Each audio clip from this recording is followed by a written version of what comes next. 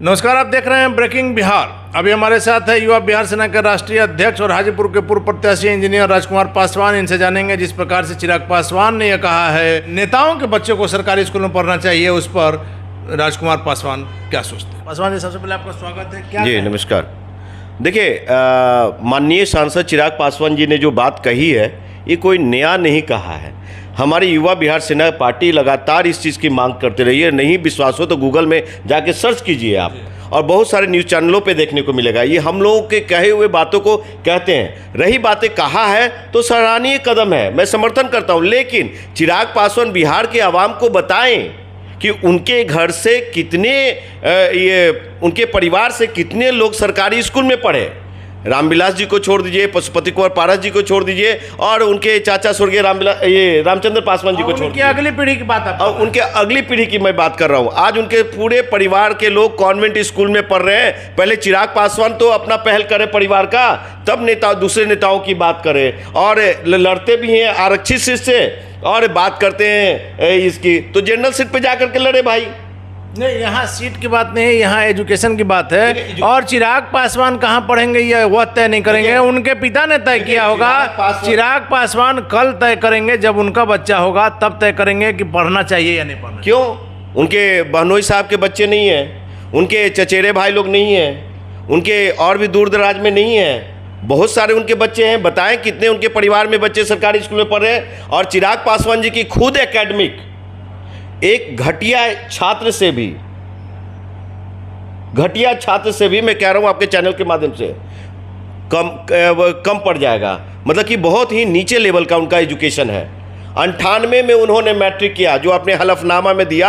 अगर मैं झूठ बोल रहा हूं तो जो भी श्रोता देख रहे हैं, ऑडियंस देख रहे हो, गूगल्स में जाकर के उनका हलफनामा देखे, एफिडेविट जो निर्वाचन आयोग को दिया है वो देखे जाकर के। और उसमें 98 में मैट्रिक किया घर बैठ करके, 12 किया ओपन से 2003 में, यानी 5 साल बाद, और बीटेक किया, समझे, करने गए तो 2 सेमेस्टर का वहाँ पे दिखाया गया है और बाकी सेमेस्टर का नहीं। तो लोग कहते हैं कि रामविलास पासवान जी का पुत्र लंदन से, ऑक्सफोर्ड यूनिवर्सिटी से पढ़ के आए, तो उन्हीं का हलफनामा को मैं पढ़ रहा हूँ और उन्हीं के हलफनामा दिया वो बता रहा हूँ। तो एजुकेशन सिस्टम, बिहार के एजुकेशन सिस्टम को ठीक करने के लिए सबसे पहले एजुकेशन लेना पड़ेगा, यहाँ की भौगोलिक स्थिति को समझना पड़ेगा। चिराग पासवान जी दिल्ली से हवाई जहाज़ में आते हैं और बात करते हैं। उनके 50 साल पिताजी या उनके परिवार ने राज किया, एक पासवानों के लिए पासवान भवन नहीं दिया। आपको बता दूं कि मुझे बहुत तकलीफ होती है जब मैं हाजीपुर जाता हूं तो हमारे दुसाद पासवान भाई लोग, आज भी ईसुपुर का दुसाद रिक्शा चलाता है, वहां के लोग तार पे चढ़ते हैं, वहां पे क्या मैं बोल, आज भी मेरा पासवान भाई लोग जो है कि मजदूरी करता है, माटी टाटी में रहता है, फिर भी इन लोग को शर्म नहीं आता है। लेकिन इंजीनियर पासवान जी, जहाँ तक हमारी जानकारी है, आप नेताओं का यही एक दिक्कत है कि हर चीज़ में पॉलिटिक्स, हालांकि आप भावुक हो गए हैं, लेकिन चिराग पासवान का सिर्फ यह कहना है कि अगर बिहार की शिक्षा व्यवस्था को सुधारनी है तो जिस प्रकार से उन्होंने कहा कि नेताओं के बच्चों को पढ़ना चाहिए, मैं तो कहता हूं कि अगर सरकारी अधिकारी कर्मचारी के बच्चे भी अगर सरकारी स्कूल में पढ़ेंगे तो व्यवस्था अपने आप सही हो जाएगी। मैं फिर कह रहा हूं कि जब आपके पिताजी थे तो क्यों नहीं पासवान के बेटे लोगों को ऑक्सफोर्ड पर भेजा, क्यों नहीं पासवान के बेटे लोगों को जज बनाया, क्यों नहीं पासवान के बेटे लोगों को और भी दलित शोषित वंचितों जो हैं उनके बच्चे लोगों को इंजीनियर डॉक्टर बनाया। आज आप बात कर रहे हैं, आज आप एजुकेशन की अच्छी बात है, मैं समर्थन देता हूँ, लेकिन बिहार के एजुकेशन को ठीक करने के लिए सबसे पहले खुद को एजुकेट होइए, तब जाकर के बिहार का एजुकेशन सही होगा। और अपने परिवार से पहले पहल कीजिए, तब बात कीजिए आप दूसरे की बात। चलिए राजकुमार पासवान जी, कल के मुद्दे पर आते हैं। कल जिस प्रकार से विधानसभा का शताब्दी समारोह मनाया गया, इतिहास में बिहार के विधानसभा के कि ऐसा नहीं था कि कभी कोई प्रधानमंत्री आए हों, प्रधानमंत्री जी 1 घंटे करीब यहाँ रहे। लेकिन ये बातें जो एक निकल कर आई है, जिसे कि जदयू में नाराज़गी है कि पोस्टरों से मुख्यमंत्री नीतीश कुमार का चेहरा, उनकी तस्वीर का। सबसे पहले तो इस संदर्भ में मैं इतना ज़रूर कहना चाहूँगा कि ये जो शताब्दी समारोह, विधानसभा का जो शताब्दी समारोह 100 साल पूरे हुए जी, इसमें वर्चस्व दिखाया गया बीजेपी के द्वारा। और कुछ मैं नीतीश कुमार जी का भी भाषण को सुना, मैं संबोधन को सुना, तेजस्वी यादव का भी सुना।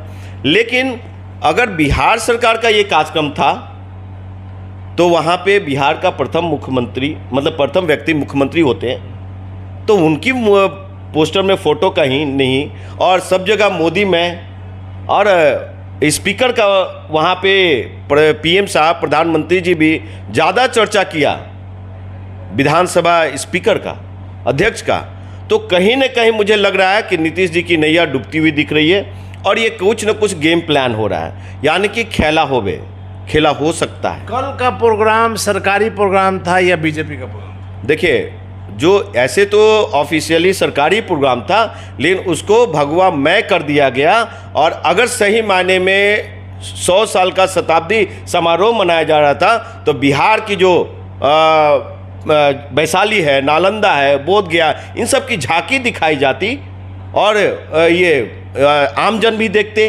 तो आप एक छोटा सा प्रोग्राम करा करके प्रधानमंत्री जी का इतना खर्चा करके स्वागत किया और लोगों को बुला करके, तो कहीं ना कहीं मुझे लगता है कि पासवान जी आपसे आज इस मुद्दे पर बात करने के पीछे वजह ये थी कि जदयू के नेताओं कार्यकर्ताओं को यह लग रहा है कि मुख्यमंत्री को डिमोलाइज करने के लिए, उन्हें अपमानित करने के लिए इस तरह के काम किया गया। क्योंकि आपने देखा होगा कि बीजेपी के कई नेता, यहाँ तक कि बीजेपी के बिहार के प्रदेश अध्यक्ष, उनका भी कई जगह पोस्टरों पर तस्वीर लगी हुई थी, बैनर पर तस्वीर लगी हुई थी, लेकिन मुख्यमंत्री ही गायब थे। वही मैं कह रहा हूँ कि देखिए, विधानसभा स्पीकर सिन्हा साहब का जिस तरह से प्रशंसा, और उनका भी मैंने अभिभाषण को सुना, उनकी भी विचार को सुना, मैंने यही देखा कहीं न कहीं बातों में रोष थी, एक को नीचा दिखाने की पहल था, कोशिश, और ख़ास करके नीतीश कुमार जी की भी बातों को सुना। नीतीश कुमार जी को वो बात रखनी चाहिए थी, केंद्रीय विश्वविद्यालय की मांग करनी चाहिए थी, पटना यूनिवर्सिटी को केंद्रीय विशेष राज्य की दर्जा की मांग करनी चाहिए थी। बिहार में जो बंद पड़े उद्योग धंधा है उसको पुनः चालू कराने की मांग करनी चाहिए। बाढ़ सुखाड़ की समस्या, उसकी ये किसानी योग्य भी है, यानी कि यहाँ पे इतना पर्याप्त फंड दिया जाए गवर्नमेंट को, मोदी साहब दें कि दिल्ली और पंजाब की तरह बिहार दिखे, उसकी पहल नहीं किया। यहाँ पे युवा नौजवान लोग बेरोजगार बैठे हो, उसकी बात होनी चाहिए। और युवा नेता जो अपने आप को युवा कहते हैं, नेता प्रतिपक्ष तेजस्वी यादव, इसी मुद्दे पर हमारे और हमारा आखिरी सवाल भी ये होगा इंजीनियर पासवान जी, कि कल जिस प्रकार से नेता प्रतिपक्ष को 4 मिनट का समय प्रधानमंत्री के प्रोग्राम में दिया गया था और उनका जो भाषण हुआ, क्या वह सही था? देखिए, सामाजिक न्याय की पार्टी का पुरोधा नेतृत्वकर्ता तेजस्वी यादव अपने आप को सिर्फ इतना शो किया कि देखो, मैं कर्पूरी ठाकुर साहब के लिए भारत रत्न का मांग किया, अच्छी बात है।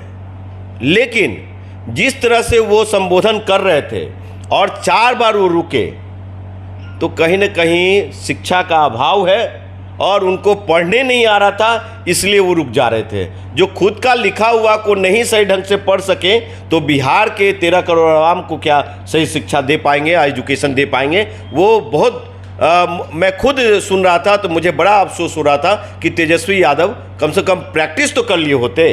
तो आपने देखा राजकुमार पासवान जो चिंता करते हैं हाजीपुर के खास करके पासवानों की, और इनका दर्द जो है आखिर छलक गया। हालांकि राजकुमार पासवान भावुक हो गए थे और तुरंत इन्होंने अपनी भावना पर काबू भी पाया, लेकिन लगातार अपने क्षेत्र के लोगों के लिए, खास करके पासवान जाति के लिए, जब वो रिक्शा चलाते हैं उस पर राजकुमार पासवान व्यथित हो जाते हैं और उनके बेहतरी के लिए लगातार प्रयासरत है। हालांकि आगे क्या होगा देखना काफ़ी दिलचस्प होगा। फिलहाल आप बने रहें ब्रेकिंग वर्क से।